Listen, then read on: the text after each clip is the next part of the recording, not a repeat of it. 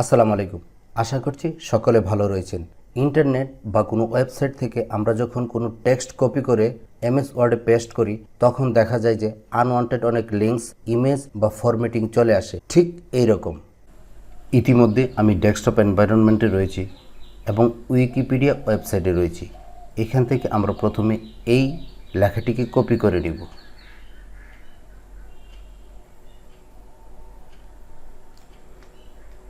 মাউসের right button দিয়ে click করে এই কপিতে ক্লিক করব। এখন আমি লেখাটিকে এমএস ওয়ার্ডে গিয়ে পেস্ট করব। আমি ওয়েবসাইট থেকে যে লেখাটি কপি করেছি এখানে আমি পেস্ট করে দিচ্ছি। এই যে দেখুন, এখানে ইমেজ চলে এসেছে, বক্স চলে এসেছে এবং এই যে নীল লেখাগুলো দেখা যাচ্ছে তার প্রত্যেকটির সাথে লিঙ্ক যুক্ত করা রয়েছে, লিঙ্ক চলে এসেছে। তো এখন যদি আমরা এটাকে সাজাতে চাই বা গুছাতে চাই তাহলে অনেক সময়ের প্রয়োজন। তো এটি হচ্ছে ওয়েবসাইট বা অনলাইন থেকে টেক্সট কপি করলে এই সমস্যাটি আপনার হতে পারে। তো এটি প্রথম সমস্যা। শুধু তাই নয়, আমরা যারা চ্যাট জিপিটি ব্যবহার করি, চ্যাট জিপিটি থেকে কোনো কিছু কপি করে এমএস ওয়ার্ডে পেস্ট করলে তার নিচে একটি বক্স চলে আসে এবং আলাদা একটি কালার চলে আসে, যা আমাদের কাজ করতে অসুবিধা হয়। ঠিক এই রকম। আমি চ্যাট জিপিটিতে চলে এসেছি, এখান থেকে আমি এই লেখাটিকে কপি করব। মাউসের রাইট বাটন দিয়ে কপিতে ক্লিক করব। এখন আমি এমএস ওয়ার্ডে গিয়ে পেস্ট করব।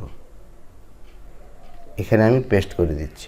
এই যে দেখুন, লেখার পিছনে কিন্তু একটি অ্যাশ কালার চলে এসেছে এবং লেখাটি কিন্তু একটা বক্সের মধ্যে রয়েছে।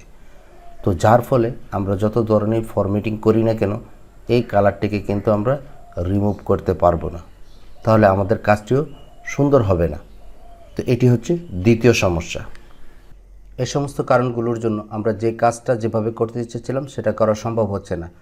তো আজকের এই ভিডিওতে আমি এমন একটি ট্রিক্স দেখিয়ে দেব যার মাধ্যমে আপনি সেই কাজগুলো অনায়াসেই করতে পারেন এবং আপনার কাজের গতি বাড়িয়ে নিতে পারেন। তো আমি আবারও ডেস্কটপ এনভায়রনমেন্টে ফিরে যাচ্ছি। ট্রিক্সটি হচ্ছে, আপনি প্রথমে আপনার কম্পিউটারে একটি টেক্সট ডকুমেন্ট খুলে নেবেন।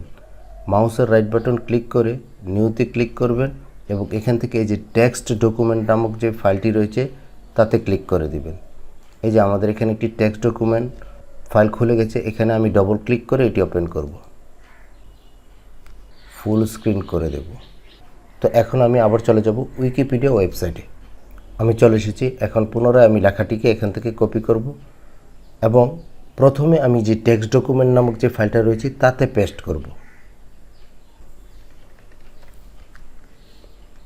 এই যে দেখুন, কোনো ছবি নেই, কোনো লিঙ্ক নেই, সব কিছু কিন্তু অটোমেটিক্যালি রিমুভ হয়ে গেছে। এখন আমি এখান থেকে এটি মাউসের রাইট বাটন দিয়ে ক্লিক করে কপিতে ক্লিক করব এবং এমএস ওয়ার্ডে পেস্ট করব। আমি এখান থেকে পেস্ট করে দিলাম। এই যে দেখুন, পূর্বে এরকম ছবি চলে এসেছিলো, বক্স চলে এসেছিলো, এরকম লিঙ্ক চলে এসেছিলো, এখন কিন্তু নেই। এটি পূর্বের এবং এটি পরের।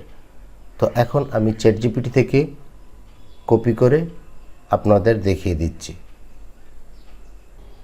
আমি চ্যাট জিপিটি থেকে লেখাটিকে আবার কপি করব এবং নোটপ্যাডে পেস্ট করব। এখানে আমি পেস্ট করে দিচ্ছি। এখন এই লেখাটিকে আপনি আবার কপি করে নেবেন। এখন এই লেখাটিকে আমি এমএস ওয়ার্ডে পেস্ট করব। এই যে দেখুন, এটি ছিল পূর্বের এবং এটি হচ্ছে পরের। এখন আমরা এই লেখাটিকে যে কোনো ফরম্যাটে ফরম্যাটিং করতে পারবো, যে কোনো ফন্ট দিতে পারবো, যে কোনো কালার দিতে পারবো, কোনো প্রবলেম হবে না। তো এইভাবে আপনি এই কাজগুলো সহজ করে নিতে পারেন।